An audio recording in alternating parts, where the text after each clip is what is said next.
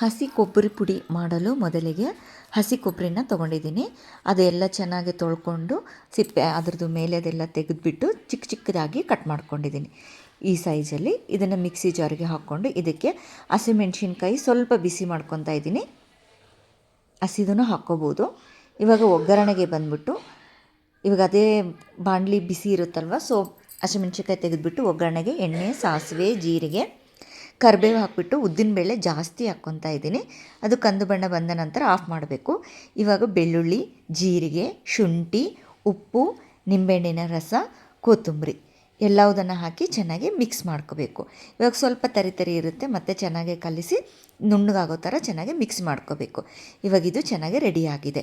ಇವಾಗ ಇದನ್ನೊಂದು ಬೌಲಿಗೆ ತೊಗೊಂಡು ಅದಕ್ಕೆ ಚಿಕ್ಕ ಚಿಕ್ಕ ಕಟ್ ಮಾಡಿರುವಂಥ ಆನಿಯನ್ನು ಮತ್ತು ಒಗ್ಗರಣೆ, ಉದ್ದಿನಬೇಳೆ ಜಾಸ್ತಿ ಇರಬೇಕು, ಕೊತ್ತಂಬರಿ ಎಲ್ಲವುದನ್ನು ಚೆನ್ನಾಗಿ ಮಿಕ್ಸ್ ಮಾಡಿದರೆ ರೆಡಿ ಟು ಈಟ್ ಹಸಿ ಕೊಬ್ಬರಿ ಪುಡಿ.